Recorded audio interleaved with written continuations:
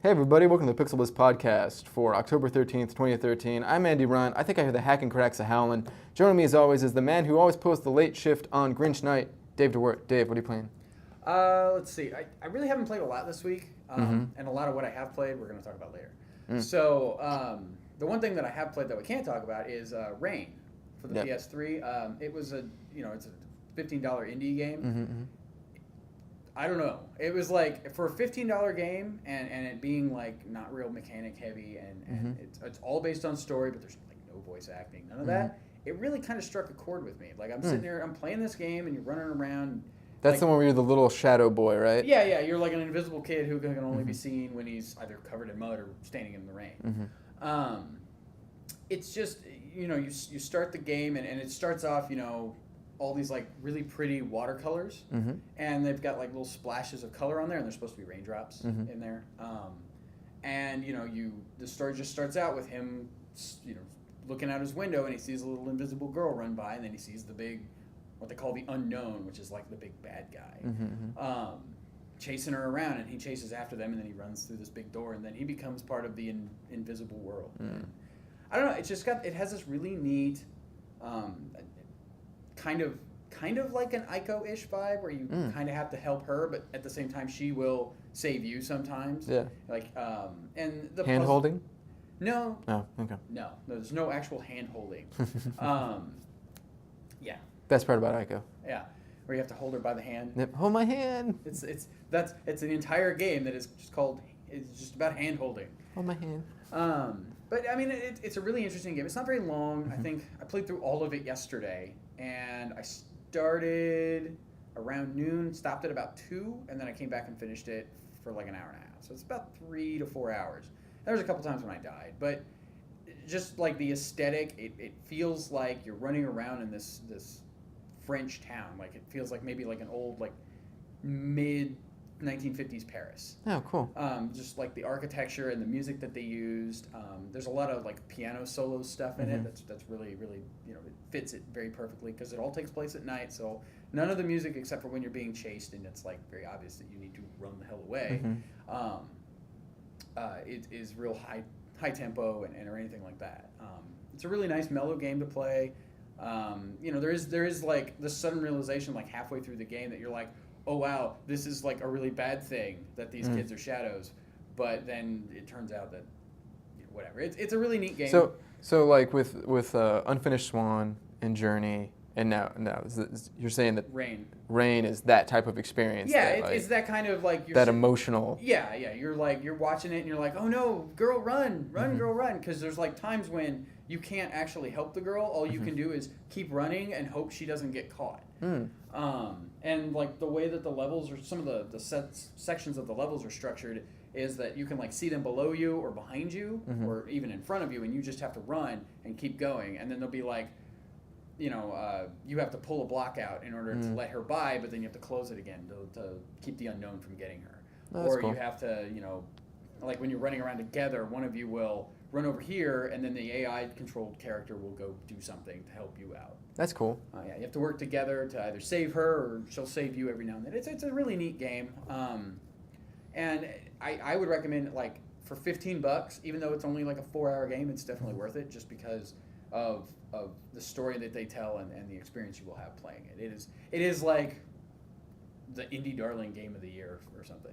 It's very interesting that we talked about it last time with Journey, and when we talked about Journey, that Sony has kind of cornered this market. Yeah, this artsy, emotional, idea grabbing game, and that's kind of what this was. Sony Japan and some other studio that I can't remember, but it looks really really like the way that the water comes down and how seamlessly you can like walk under an overpass, like an overhanging, and then you're just invisible, and then you just see the little footprints on the ground. Well, that's cool.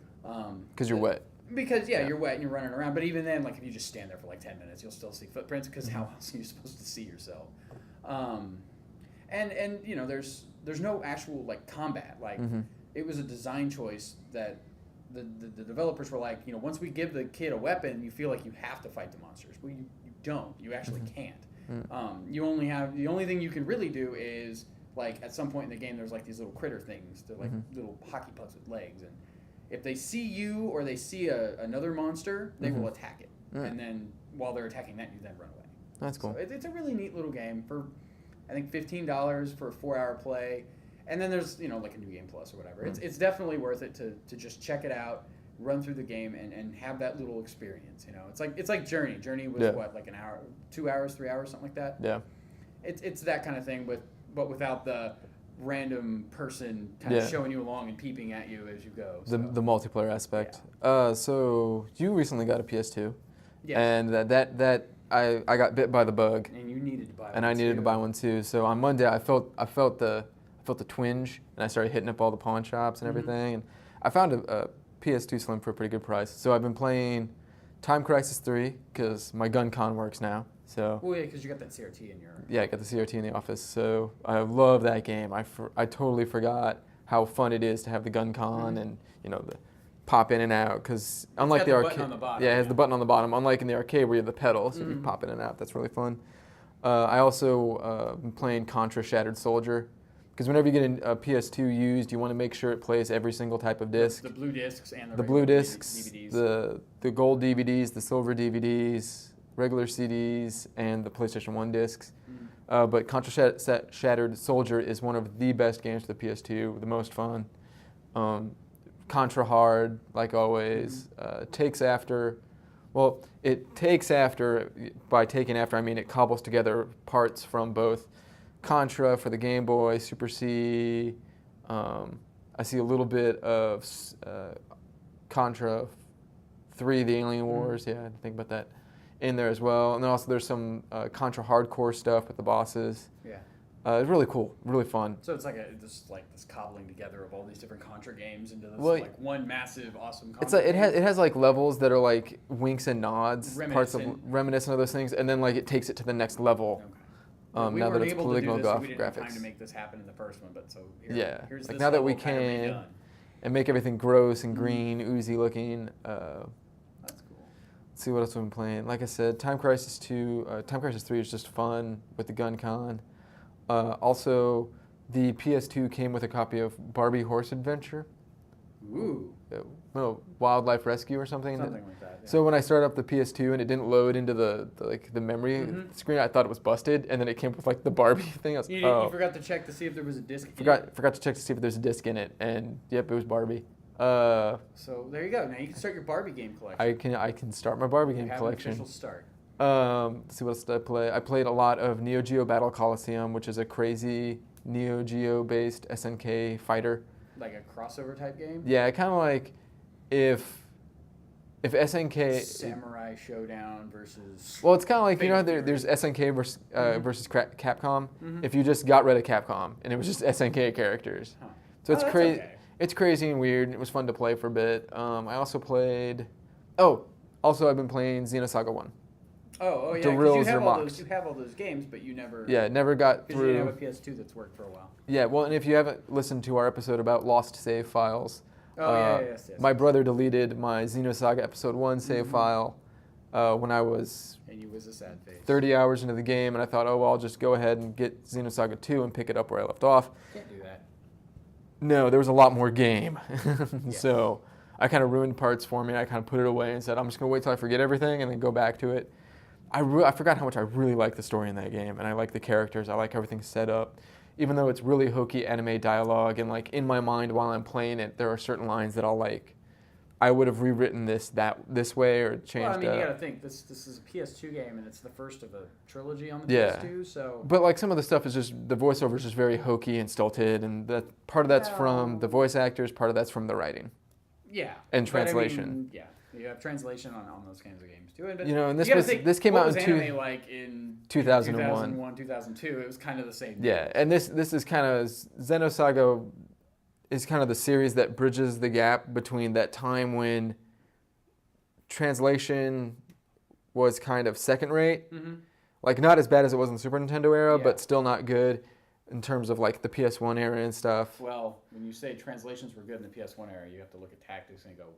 No, I'm not saying they were good. I'm just saying they were getting better.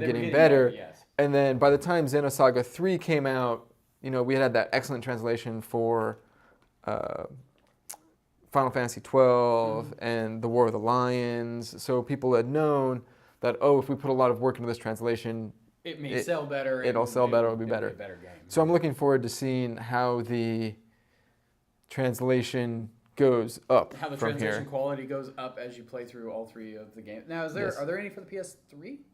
No. There's no more Xenosaga games? There's only the 3 Xenosaga games. Okay. And then there's other stuff. There's a spin-off game for the DS in Japan that's called Xenosaga 1+2, and no. And all it is a retelling of Xenosaga 1 and Xenosaga 2, much condensed. In one big chunk. Okay. Yeah. So I'm looking forward to it. And it's good because the things that I liked about the game the first time I played it, 6 years ago, probably more, are re-attracting me again.